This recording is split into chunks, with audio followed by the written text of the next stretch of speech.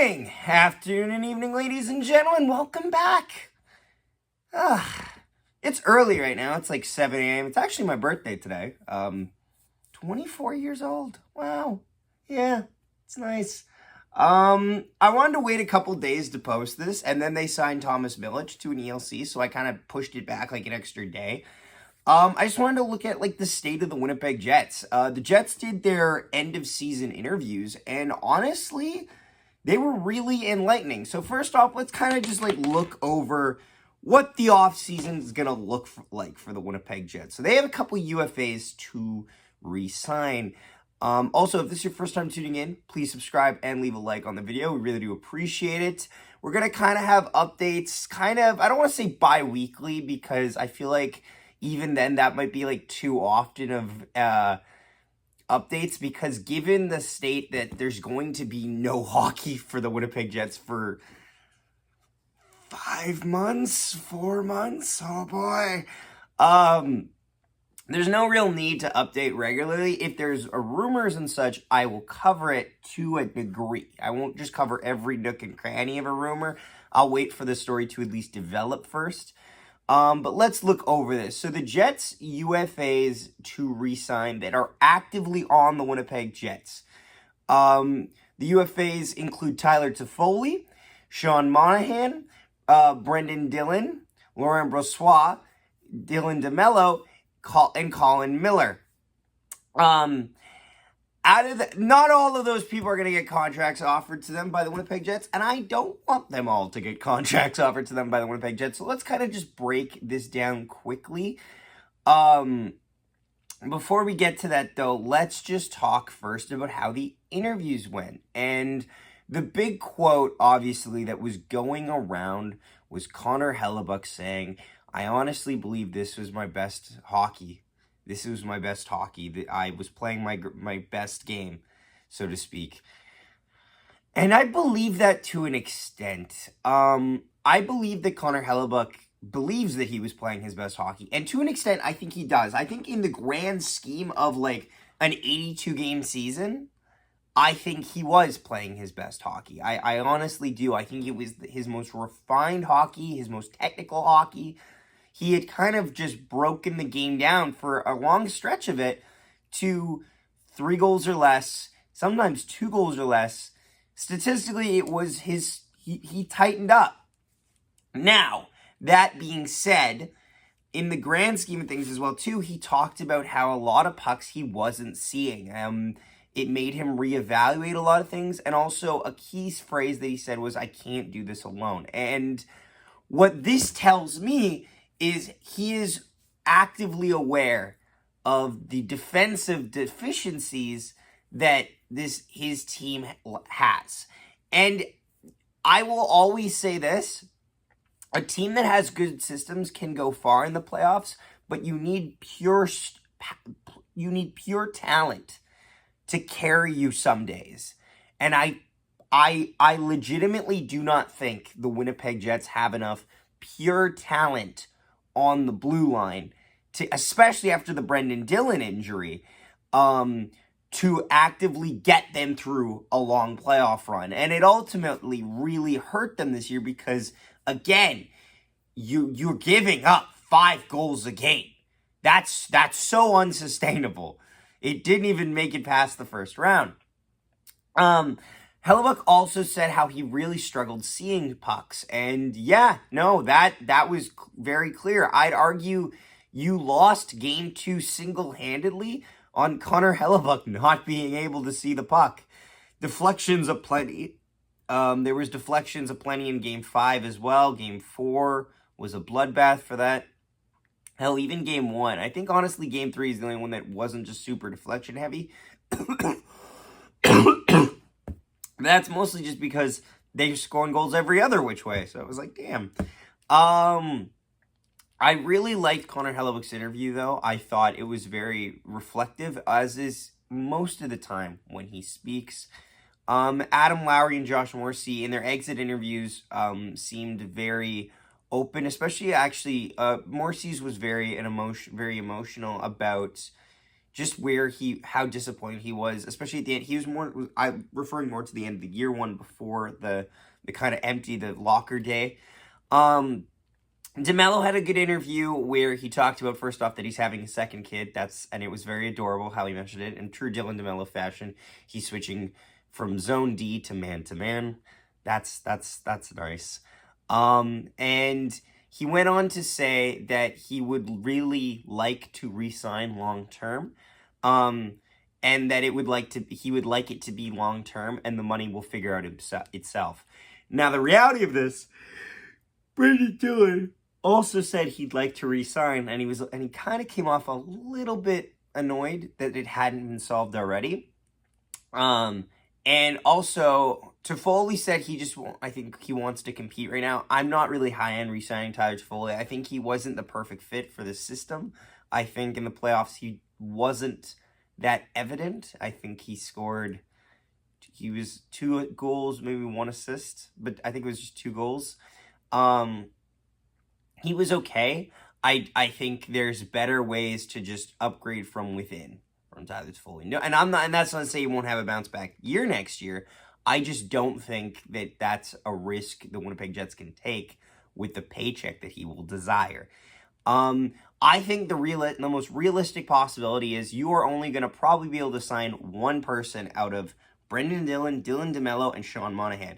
And Sean Monahan has also said that he would like to be on a team that wants to win. That's all he put, was he wants to be on a team that wants to win, and he has enjoyed his time in Winnipeg. So the Jets kind of have a conundrum in that regard, which one to re-sign. Personally, I would say I don't know. Admittedly, I don't know.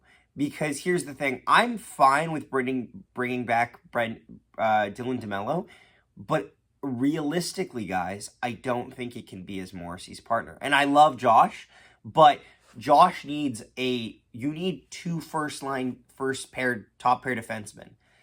And I love Demelo, but he doesn't necessarily have the star pedigree to be that number 1.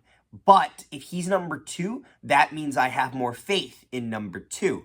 That means I have faith in them balancing the minutes. And that's important on this team. That is very important. Rick Bowness talked a lot in his interview. He hasn't decided yet on which way he's going to go, on where he is at least. And I feel like also, too, it is a club option. Realistically, I think he's done. I think the guy is now about to turn 70.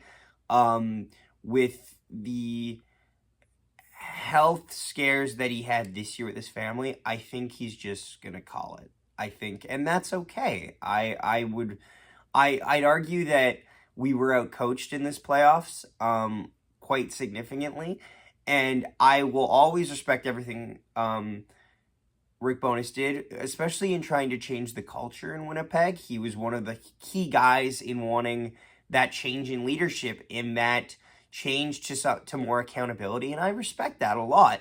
That being said, I think the message can only go so far, and I think it's reached its wit's end at that regard. So we'll see how that unfolds. There was a bunch of other interviews too. Obviously, they didn't interview Neil Pionk, which, you know what, good call. That was a good decision. I don't want to hear. Neil Pionk doesn't deserve to be grilled right now. Just let the man relax now. It's done with. It's over with. There was other interviews too. Honestly, one that was really alarming is Nick Ehlers saying he hasn't given any thought to a contract extension. Nick, we are 1 year left on that deal. And that means that's a Chevy responsibility now, because either he has to decide to trade him or he's got to double down on him. And I don't legitimately know which way I want them to go, because a lot of people are on the Ehlers trade train, and I don't. Here's the thing. If you trade Nick Ehlers, you need like a Dubois return. You need at least a Dubois return. I would argue that Nick Ehlers is more dynamic than Pierre-Luc Dubois. And it also means that your puck possession team loses a key zone entry ability. Nick Ehlers. Nick Ehlers is annoying in a lot of ways because he teases you with a lot of talent and sometimes can't finish on plays. That being said, he's always been a zone entry guy. He is the most reliable zone entry on the Winnipeg Jets, aside from maybe Kyle Connor. And he drives plays to the net immediately, and he makes players focus on him the second he enters the zone. And that's a type of skill that it's really hard to contain sometimes. And that's why he's always been a pretty good point production guy. And I just really like the dynamicness to his game. But at the end of the day, you also need to prioritize having a plan. You need to have a plan with that, and we'll see how that unfolds. One of my favorite parts of watching these interviews was Kevin Cheveldayoff saying he was surprised in all his exit interviews with players. They were asking about guys like Elias Salmonson, Rutger McGroarty, Brad Lambert, Nikita Chibrikov. They were asking questions about those guys, and that's a good sign because one, it tells you that they are invested in the future of Winnipeg. Two, they are very much in tune with the fact that these guys are going to help you go to the next level because teams with the cores are very important, but building on that core with young talent, young up-and-coming talent in your own system are one of the key factors as to what makes a team successful. Kyle Connor was a rookie the year that the Winnipeg Jets went to the Western Conference Final. Josh Morrissey was still serving under Dustin Byfuglien's wing. Like, it is important to insulate young prospects, young talented prospects into the team to make them succeed. And that, honestly, I was really disappointed when this team got eliminated. I'm a lot more hopeful now watching those exit interviews. I felt, unlike last year, it was a team that deserved to be there, running into a buzzsaw of the Colorado Avalanche, and also being aware that they put themselves in that situation. That they made those mistakes while playing against the Colorado Avalanche. I got accountability from this team. And accountability can go a long way towards being able to fix the problem because it's a willingness to admit the mistakes you made. And I get that from this Winnipeg Jets team. I really do. Yeah, I feel going into this offseason, I somehow feel a little bit better now. And I feel like they needed to do this because the city of Winnipeg was really hurting about this. They really were. You told us the whole year this was the year we make a deep run, and then you didn't last more than 5 games. And yeah, that kind of messes with people. But especially when people were saying they needed a deep run, like, they did. I would have liked a deep run. They don't need a deep run. Like, the city will always support this team, but you would like a deep run. I'd like success. But yeah, no. Thanks so much for watching. Comment down below. What are your thoughts on this team? Which way would you like to see this team go in the offseason? Maybe in the free agent market. How do you think this team should look to perform?